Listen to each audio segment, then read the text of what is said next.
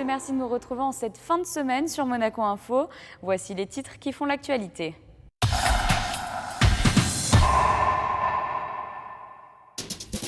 Nous reviendrons en ce début de journal sur le premier tour des élections communales qui se déroulera ce dimanche à Monaco. Nous découvrirons ensuite des images impressionnantes de la banquise réalisées lors d'expéditions scientifiques en Arctique. Dans le cadre du Monaco Chinese Festival, Émilie Rousseau nous proposera un portrait de l'ambassadeur de Monaco en Chine, Catherine Fautrier. Nous nous rendrons ensuite derrière les fourneaux à l'occasion de la 35e édition du concours du Grand Cordon d'Or au lycée technique et hôtelier de Monaco. Et pour terminer, nous refermerons cette édition sur une touche d'humour avec la venue en principauté de Marianne James pour sa pièce Miss Carpenter. Dimanche, les électeurs de Monaco sont appelés aux urnes pour le premier tour des élections communales. Le vote aura lieu à l'espace Léo Ferré. Cette année, 2 listes sont en lice, celle du maire sortant Georges Marsan et celle menée par Franck Nicolas. Le mode d'emploi de ce scrutin avec Patricia Navarro. Jusqu'aux toutes dernières heures de la semaine, les personnels de la mairie ont préparé le scrutin de dimanche.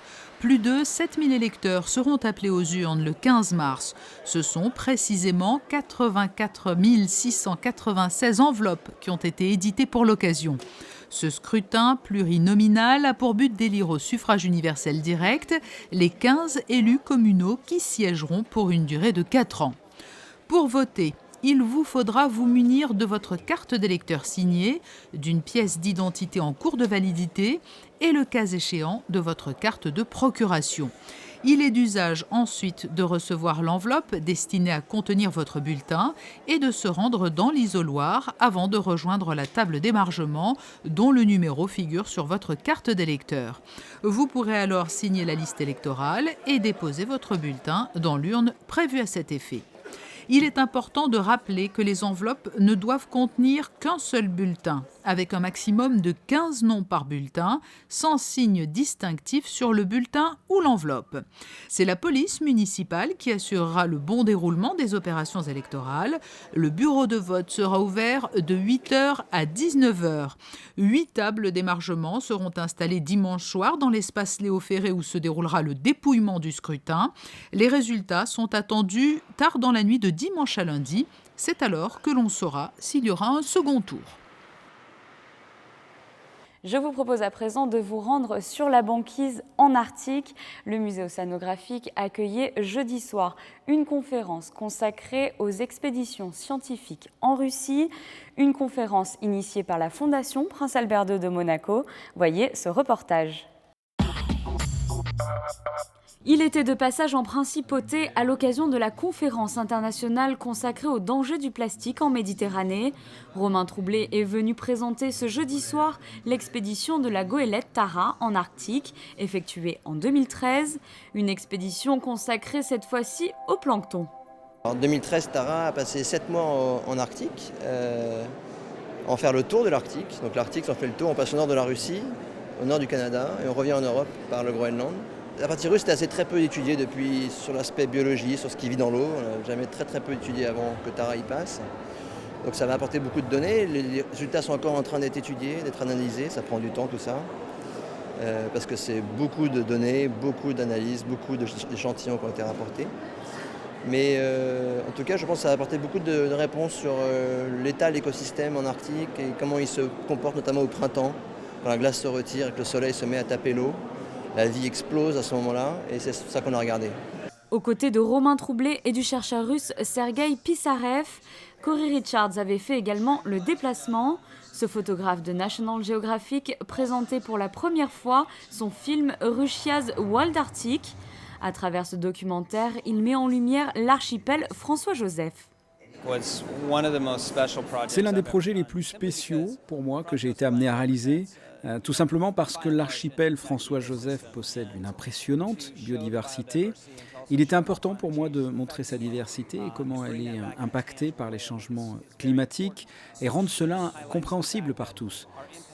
J'ai souhaité mettre en lumière comment nos actions induisent directement sur ces régions. Et nous, en tant qu'humains, devons prendre part à la sauvegarde de notre écosystème. C'était vraiment très spécial pour moi de travailler sur ce projet. Après cette conférence, le souverain a pris la direction de la Galerie des pêcheurs afin d'y découvrir l'exposition consacrée aux déchets plastiques. 3 artistes sont représentés, ainsi que l'agence Young & Rubicam pour la Surfrider Foundation Europe. Cette exposition est ouverte au public jusqu'au 10 mai. Après la Russie, place à la Chine. La seconde édition du Monaco Chinese Festival a ouvert ses portes ce vendredi à l'auditorium Régnier 3. De nombreuses personnalités de la principauté étaient présentes. Vanessa Dessy vous en dit plus. Si vous voulez voyager au cœur des steppes de Haute-Asie, il vous suffit de passer les portes du Monaco Chinese Festival. À l'initiative de l'association Monaco-Chine et de la CEFLAC, cette manifestation souhaite faire découvrir une nouvelle facette de la culture chinoise. Nous avons prévu 2 magnifiques spectacles qui est représenté par les étudiants de la faculté des arts à l'Université de Mongolie. Je vous ai prévu également une conférence qui sera présentée par M. Noël Dutré, professeur de chinois à l'Université d'Aix-en-Provence, qui est également traducteur de chinois en français. Une exposition de photos est dédiée à la Mongolie intérieure, l'une des 5 régions autonomes de la République populaire de Chine. Des paysages naturels, des anciennes coutumes, des sites culturels, 65 réalisations partent à la découverte d'une civilisation si diversifiée. Chaque année, on choisit un sujet pour vous présenter et cette année, on vous a préservé cette région, peut-être que vous connaissez un peu moins. Surtout cette année est aussi le 20e anniversaire de relations diplomatiques entre la Chine et Monaco. C'est au travers de ce festival que vous allez découvrir la culture chinoise, enfin surtout la richesse de la culture chinoise. La seconde édition du Monaco Chinese Festival, c'est à l'auditorium Régnier 3 jusqu'à dimanche. Cette seconde édition de la Chinese Week à Monaco est la preuve des bonnes relations entre la principauté et la Chine. L'occasion pour nous de vous présenter l'ambassadeur de Monaco en Chine. Catherine Fautrier occupe ses fonctions depuis maintenant 4 ans. Son portrait est signé Émilie Rousseau. 2015 est une année particulière pour la principauté et la Chine. En effet, voilà 20 ans maintenant que des relations diplomatiques existent entre les 2 pays. En août dernier, le prince Albert II a pu entretenir ses liens en se rendant en République populaire de Chine et en rencontrant notamment le président Xi Jinping. À cette occasion, le souverain était notamment accompagné de Catherine Fautrier, ambassadeur extraordinaire et plénipotentiaire de Monaco en Chine. Elle a été nommée à ce poste en 2011 et réalise donc fréquemment des allers-retours en Asie pour exercer ses fonctions, des fonctions qu'elle prend très à cœur. Ça fait maintenant 3 ans que j'occupe ces fonctions d'ambassadeur, que le souverain m'a confié cette tâche importante de le représenter et de représenter la principauté de Monaco en Chine. Bien entendu, et avant tout, il s'agit là de construire les liens diplomatiques avec ce grand pays. Mais également, le rôle d'un ambassadeur de Monaco, c'est aussi être un peu le représentant de toutes les entités monégasques et de chapeauter un peu la promotion qui peut être faite de Monaco à l'étranger. Donc c'est un rôle assez complet et assez intense. L'exposition universelle de Shanghai avec la présence d'un pavillon monégasque a été un véritable coup de boost pour la visibilité et la promotion de Monaco en Chine. Depuis, Catherine Fautrier multiplie les événements aussi bien en principauté que dans le pays le plus peuplé au monde. On peut citer par exemple la célébration du Nouvel An chinois en février dernier au musée océanographique ou l'organisation de la Monaco Week à Shanghai. On a ouvert cette fenêtre sur Monaco dans la ville de Shanghai grâce, je dirais, au départ à des liens qui étaient établis entre les yacht clubs de Shanghai et de Monaco. Et puis ça a fructifié et ont participé à cette semaine la Chambre de développement économique, la Fondation Albert II, la Direction du tourisme et des congrès, la SBM. Donc ça a permis vraiment de donner une visibilité globale de Monaco. Et on a terminé cette Monaco Week par un dîner de gala où on a eu la chance de recevoir 150 personnes. On a eu beaucoup de succès et je pense que ça va continuer. Créer et faire perdurer des événements pour faire parler de la principauté aussi bien au niveau culturel, économique ou encore sportif. Voilà l'objectif de Catherine Fautrier. Et pour ce faire, Monaco s'est doté d'un très bel écrin à Beijing, le Salon Monaco, un espace multifonction de 2500 mètres carrés. Outre cette belle vitrine, Catherine Fautrier pourra s'appuyer cette année sur les ballets et l'orchestre philharmonique de Monte-Carlo pour promouvoir la principauté en Chine. En effet, la troupe de Jean-Christophe Maillot est actuellement en tournée en Asie, tandis que l'OPMC donnera plusieurs concerts au mois de mai. La Chambre de développement économique sera également de passage sur le sol chinois en juin pour la Monaco Week et en novembre pour une mission économique. C'est un concours qui révélera peut-être les grands cuisiniers de demain. Le concours culinaire du Grand Cordon d'Or s'est déroulé mercredi au lycée technique et hôtelier de Monaco. Pour cette 35e édition, ils étaient 7 à s'affronter et à montrer l'étendue de leur talent. Un reportage de Frédéric Elion. Ils sont venus de Nice, Monaco, Marseille, Bastia, Grenoble, Saint-Chély, d'Apcher, en Lozère et même de l'île Maurice. Tous avec le même objectif, remporter le 35e concours culinaire du Grand Cordon d'Or qui s'est déroulé mercredi au lycée technique et hôtelier de Monaco. Un concours inter-école hôtelière où les jeunes espoirs de la cuisine sont venus s'affronter sous l'œil du jury pratique en cuisine, composé de Luc Gamel, meilleur ouvrier de France en 2000, et de Mario Murator, ancien chef de l'hôtel de Paris.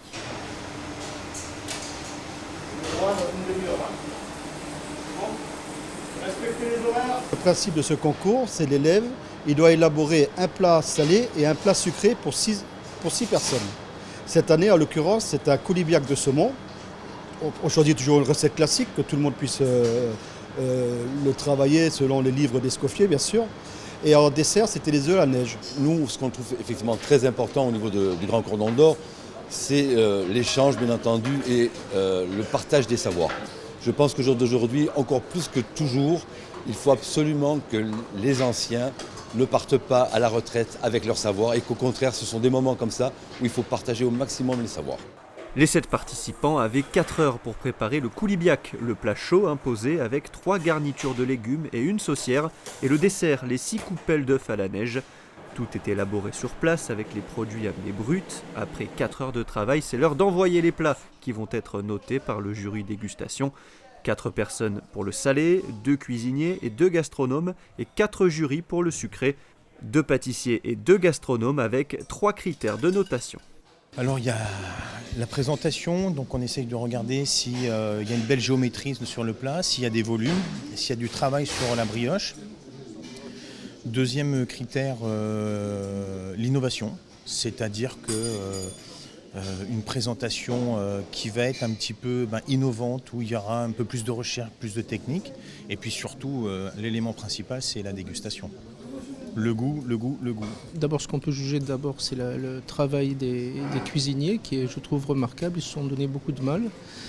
Ensuite, c'est un plat qui est assez calibré, le coulibiac, donc il n'y a pas de possibilité d'innovation extraordinaire, mais malgré ça, certains candidats ont tout à fait réussi à bien tirer leur épingle du jeu. Et je ne dirais pas que le travail le plus difficile, c'est celui du jury, mais il y a un peu de ça, quoi. Il y a quand même du niveau, les jeunes se sont dépassés. Ils ont essayé de bien faire, ils ont une certaine maîtrise du travail, la volonté de réussir, donc le partage, et ils ont essayé de nous faire plaisir. Donc je pense que c'est gagné d'avance, parce que notre métier c'est de faire plaisir, et je pense qu'ils ont réussi. La sauce. Une fois les notes collectées, c'est l'heure des délibérations. 4 candidats sont sortis du lot, mais un seul remportera le concours.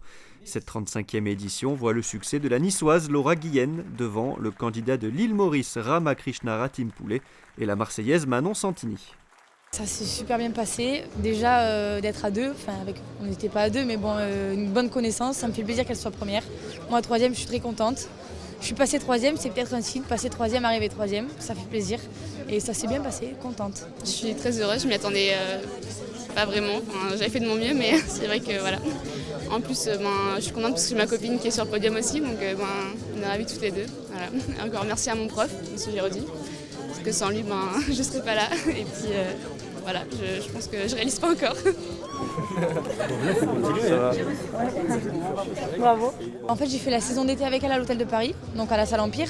Et non, ça s'est super bien passé. Et puis on est tombé à côte pour bosser, donc ça s'est super bien passé. On s'entendait bien. Et génial. C'est vraiment très important parce qu'on a fait un long déplacement de ça, de l'île Maurice. Il faudrait peut-être faire mieux, mais je sais pas. Peut-être. Je remercie beaucoup mes profs, mes professeurs, mes amis, la famille, mon chef Maurice, tout ça.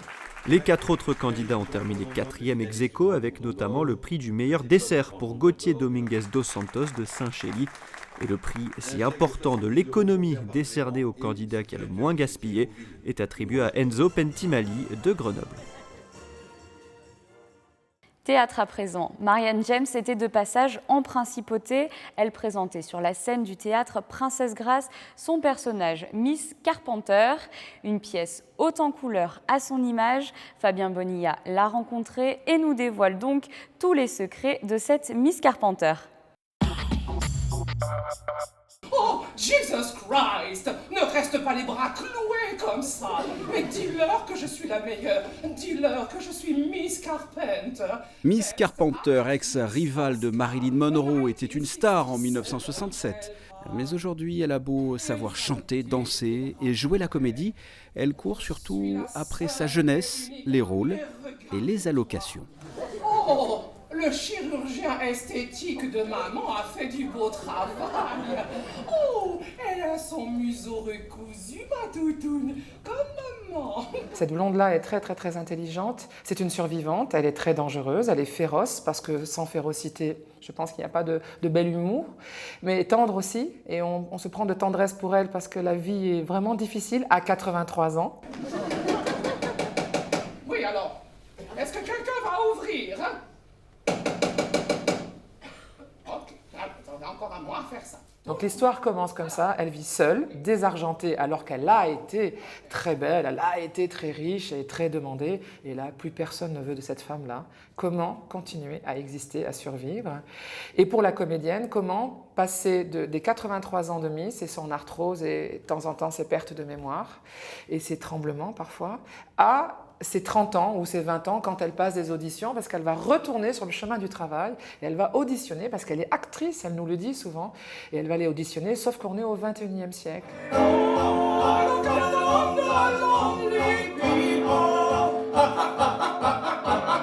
Chanter, danser, jouer la comédie, elle peut tout faire, mais les auditions s'enchaînent au rythme des refus et des humiliations. Miss Carpenter, un personnage amusant pour lequel on peut également avoir de l'empathie. Mais quel film? Ah, ce film! Oh non, je n'y pensais plus. Alors, je commence quand? Quoi? I can't believe it. Mais je suis Miss Carpenter, Best Actrice Oscar 1967.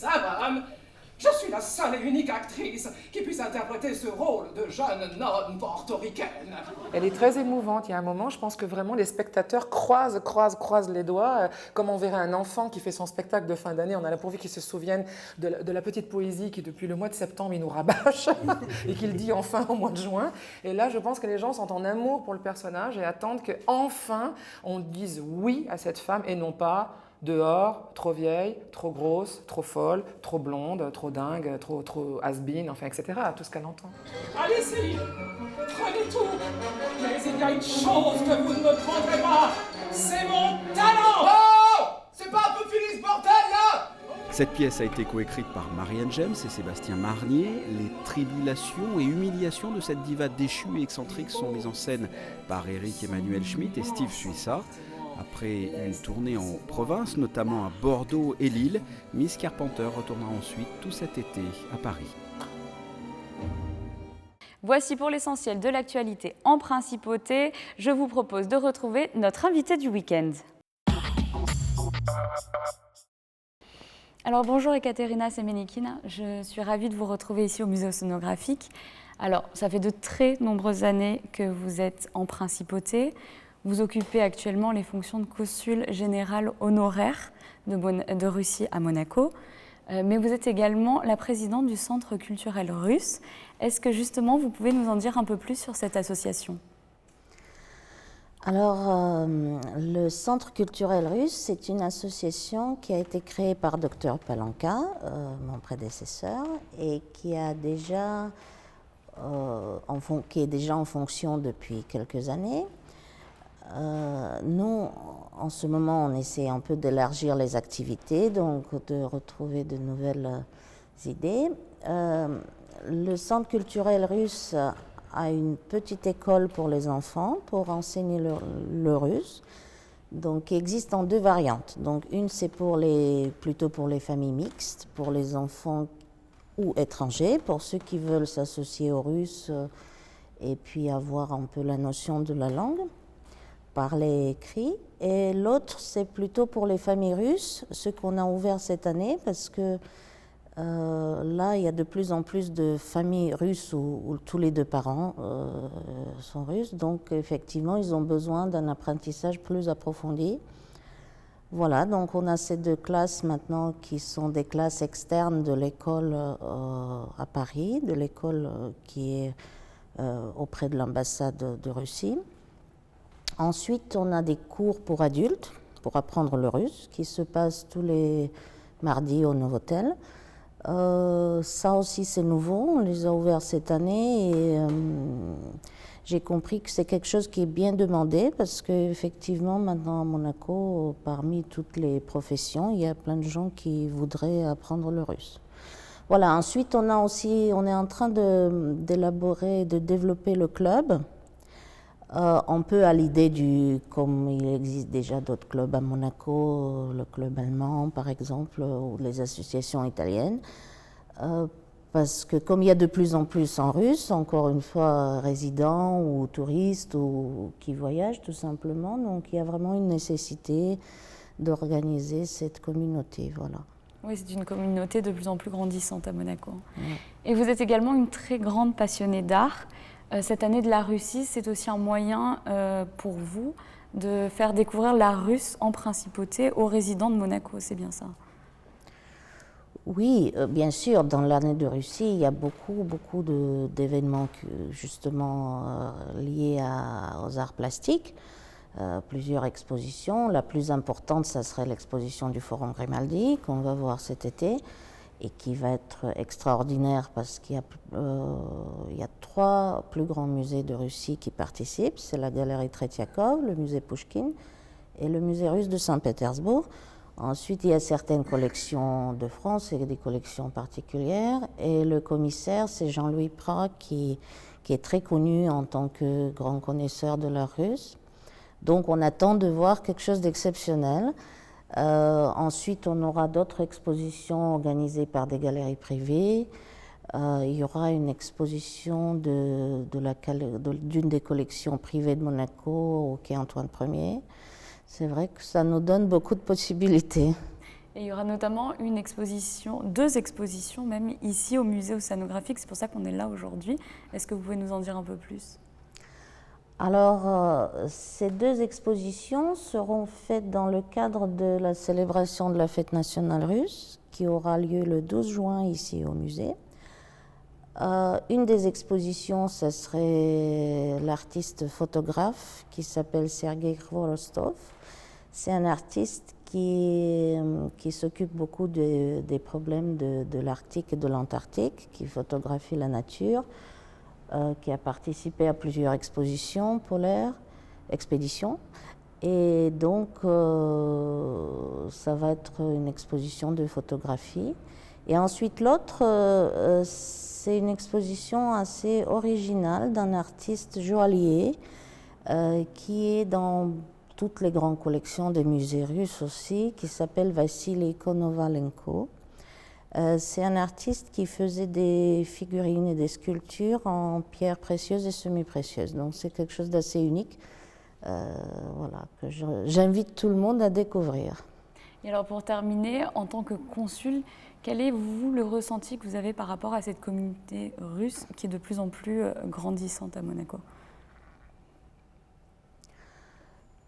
Je pense que, bon, c'est ce que j'ai déjà dit, c'est que la communauté s'élargit. On a maintenant de plus en plus de familles complètes russes qui arrivent, c'est-à-dire qu'avant on avait beaucoup de familles mixtes, des femmes par exemple mariées. Là on a vraiment des familles qui arrivent avec leurs enfants, qui installent leurs enfants ici à l'école, qui créent leur centre d'intérêt ici sur Monaco, ce que je trouve très bien. Ensuite, ce que je peux dire, c'est que c'est une communauté relativement jeune. C'est des gens entre 30 et 50 ans. Voilà. Puis, ça plaît effectivement à tout le monde de venir, donc je pense que ça va continuer certainement d'agrandir, tant que Monaco souhaite recevoir de plus en plus de Russes. Voilà. Ekaterina, merci beaucoup en tout cas d'avoir accepté notre invitation. Ce journal est à présent terminé. Je vous propose de nous quitter avec les prévisions météo de ces prochains jours et je vous souhaite un excellent week-end sur Monaco Info. Samedi, dégradation du temps avec l'arrivée de nombreux nuages, risque de légères pluies dans la journée, les températures seront plus fraîches. Dimanche, confirmation de la détérioration du temps et du rafraîchissement. Le ciel sera en grande partie nuageux. À noter des averses au cours de la matinée et dans la mi-journée. Le vent venu d'Italie soufflera assez fort avec des rafales. Il fera 10 degrés au lever du jour et 12 degrés dans l'après-midi. Lundi, le risque d'averse sera encore présent, mais plus faible que les 2 jours précédents. Le vent venu d'Italie sera plus modéré. L'on pourra compter sur une remontée modeste des températures, avec 13 degrés au plus chaud de la journée. Mardi, amélioration plus sensible du temps. Les températures seront proches des normales de saison. Il faudra compter 10 degrés au lever du jour et 14 degrés dans l'après-midi.